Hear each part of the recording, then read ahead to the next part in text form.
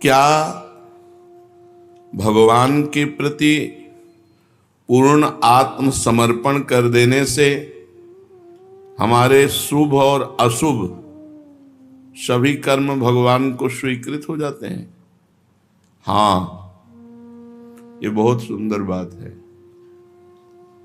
ये बहुत विश्वास करने योग्य बात है, बड़े आनंद की बात है कि जैसे हम एक मकान किसी के नाम में लिख देते हैं, पूरा का पूरा मकान जब हम अपना अधिकार हटा देते हैं और किसी को दे देते हैं, तो उस मकान में जो कूड़ा करकट, टूटा फूटा, जाल, छिपकली, जो कुछ सब उसी के नाम हो जाते हैं।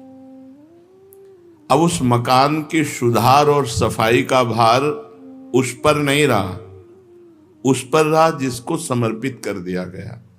ऐसे ही अपने जीवन को भगवान के चरणों में समर्पित कर दिया तो काम, क्रोध आदि गंदगी, नाना प्रकार के दोष, और बहुत टूटा फूटा मकान है, बड़ी गंदगी है इस मकान में, पर एक गुंजाइश है समर्पण करने की, और समर्पण करने का योग भी उन्होंने बनाया, तो अब हम समर्पण कर देते हैं। तो अब हमारी जिम्मेवारी नहीं रही कि हम इसका सुधार करें या इसमें सफाई करें। ये जिसके नाम है वही सुधार करेगा और वही सफाई करेगा। अर्थात उपासक को अब किसी अन्य भरोसा, आशा का आदर नहीं करना चाहिए कि हम किसी की खोज करें कि कोई हमें दिव्य बना दे। अब हमने अपने जीवन को भगवान को समर्पित कर दिया, अब वो जैसा रखें। अगर हमें वो गंदा रखकर राजी हैं तो हमें अच्छा नहीं होना, अगर वो हमें अच्छा रखना चाहते हैं तो गंदा कर कौन सकता है। पूर्ण विश्वास कर ले कि हमारा सुधार भगवान स्वयं कर देंगे, हमें सतमार्ग में स्वयं भगवान दृढ़ कर देंगे, भगवान अपनी कृपा से हमें मिल जाएंगे, इसमें बिल्कुल संशय मत रखो। जो इस प्रकार पूर्ण समर्पण कर देता है तो उसके पाप भी भगवान स्वीकार कर लेते हैं। जन अवगुण प्रभु मान न काहू, दीन बंधु अति मृदुल स्वभाव। उसको अपने पापों का प्रायश्चित नहीं करना पड़ता, स्वयं भगवान उसके पापों को धोते हैं, भस्म कर देते हैं, जो समर्पण हो जाता है। कितना बढ़िया भैया, कुछ खर्चा नहीं और माला माल हो जाना है। अब इसमें ये तो नहीं बताया जाता कि कपड़े उतार करके ठंडी में जल में खड़े हो या सूर्य में ताप, अग्नि आसपास लगा के तपो, ऐसा कुछ नहीं। जैसे हो, जहां हो, जो भी हो, भगवान को समर्पित हो जाओ और नाम जप करो।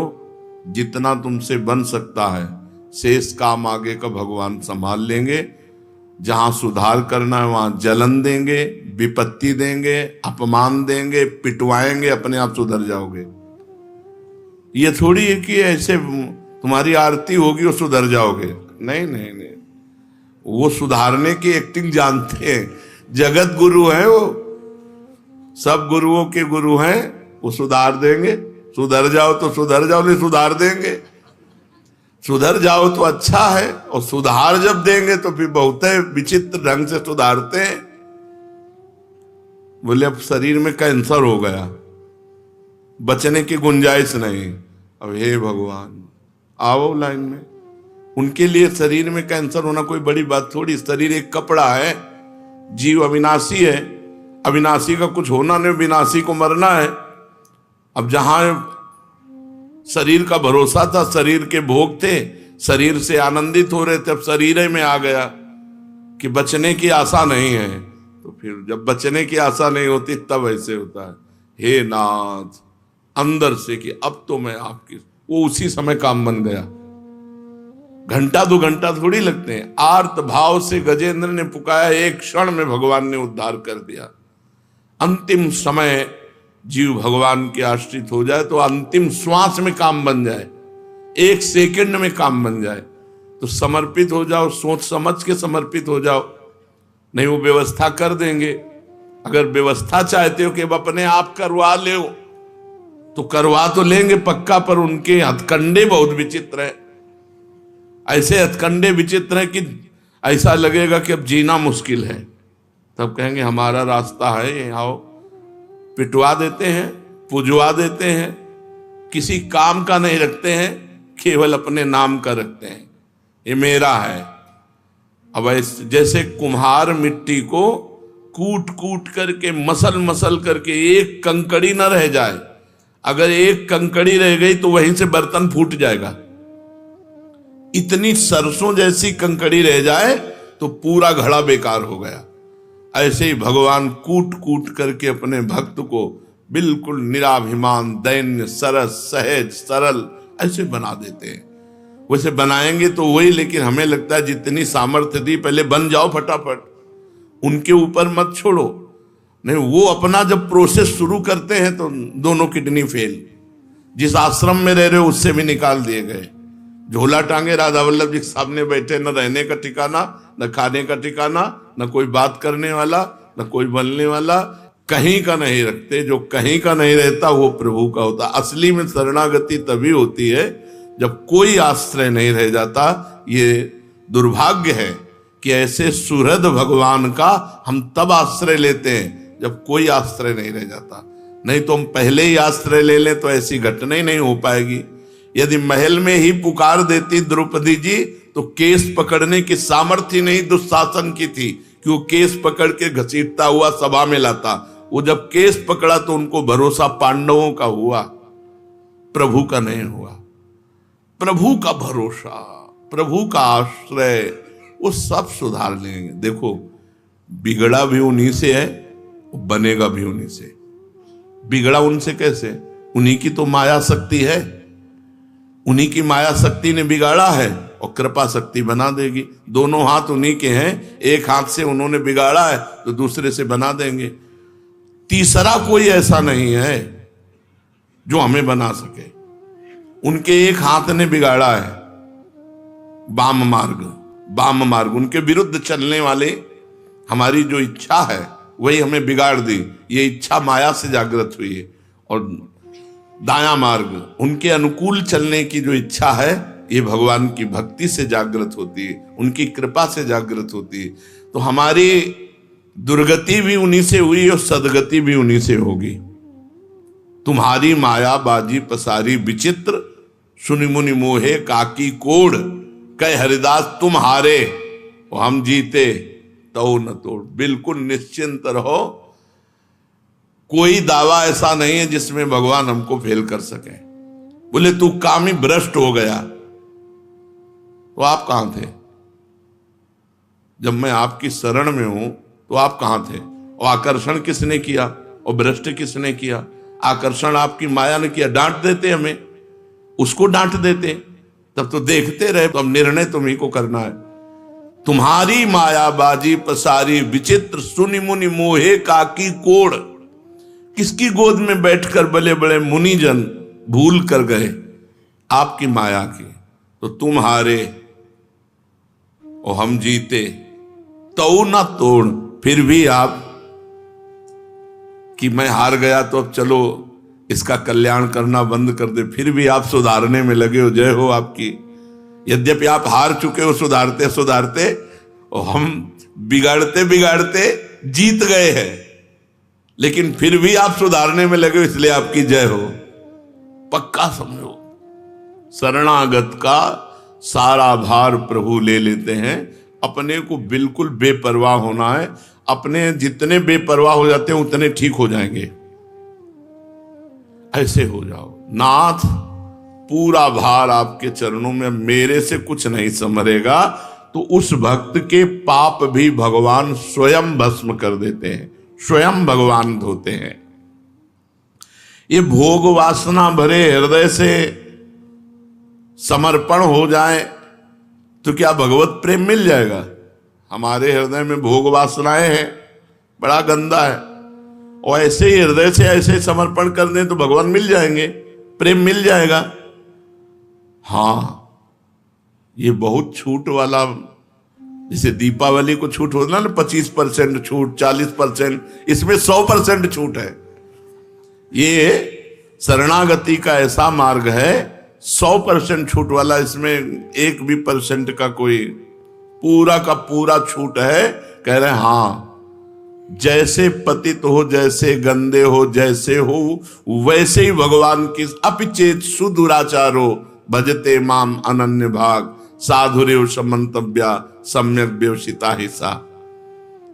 जिसने ईमानदारी से अपने आप को भगवान के चरणों में समर्पित कर दिया, उसकी आसक्ति, उसकी वासना, उसकी कामना स्वयं भगवान ले लेते हैं, स्वयं भगवान ले लेते हैं, अपने चरणों में आसक्ति करा देते हैं और भगवत सुख की वासना जागृत कर देते हैं और अपने मिलन की कामना जागृत कर देते हैं।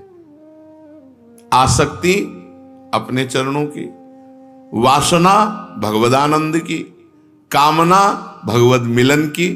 ये शरणागति की आसक्ति, वासना, कामना ये भगवान बदलते हैं। बोले हमारी तो नहीं बदले, चुप रहो, चिंता मत करो, कोई घाटे में थोड़ी हो, नहीं बदले तो घाटे में तो हो नहीं।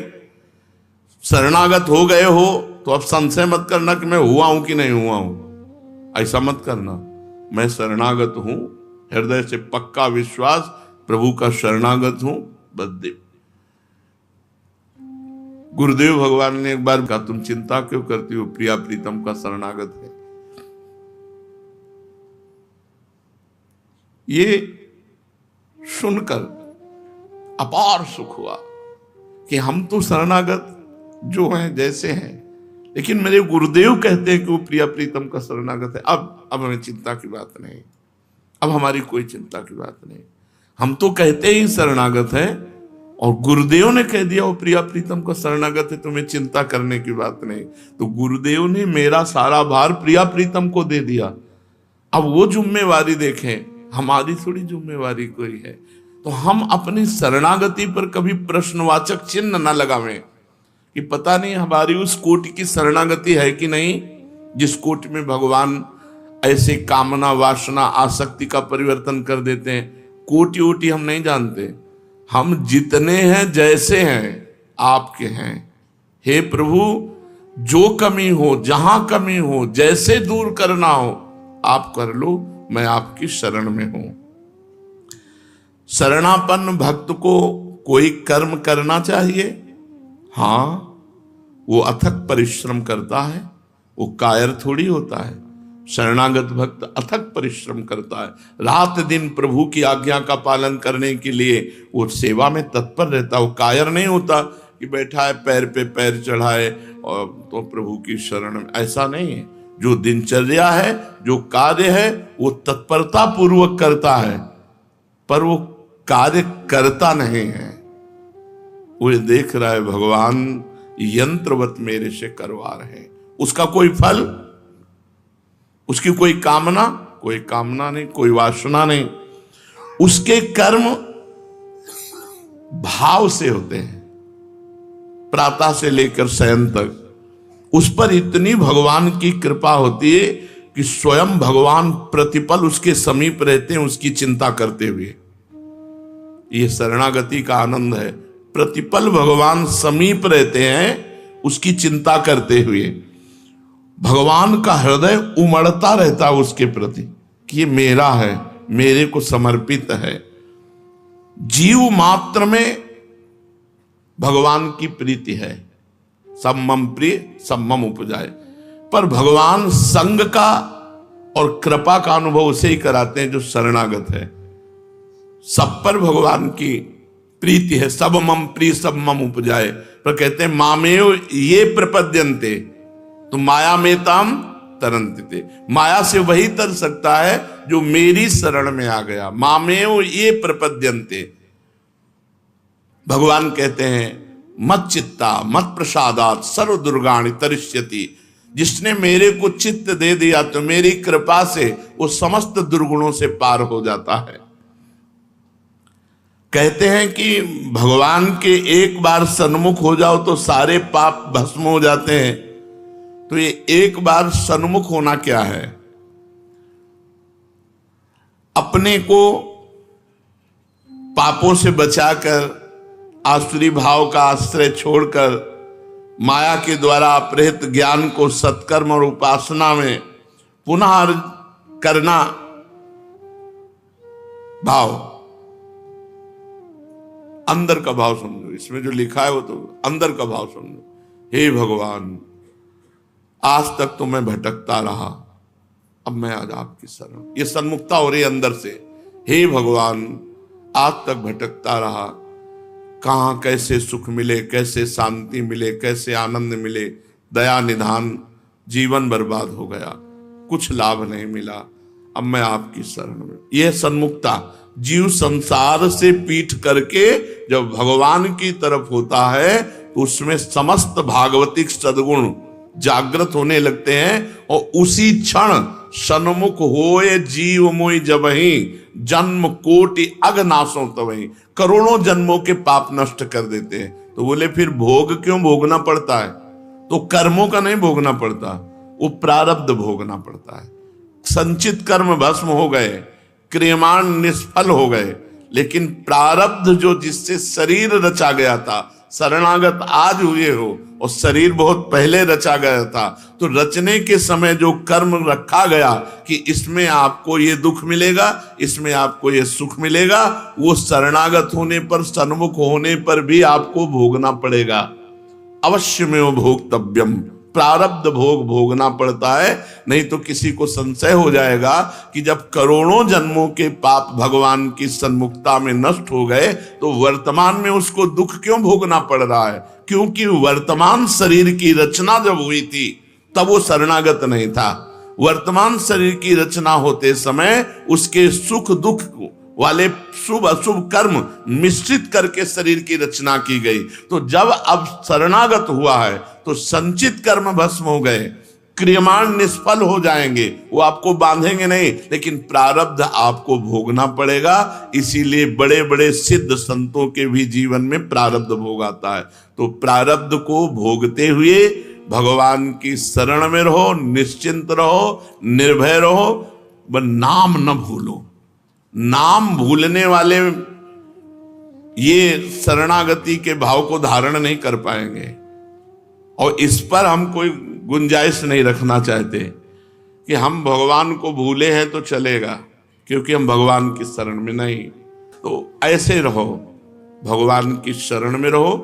भजन में त्रुटि आने पर भगवान से भी हम लड़ जाएंगे।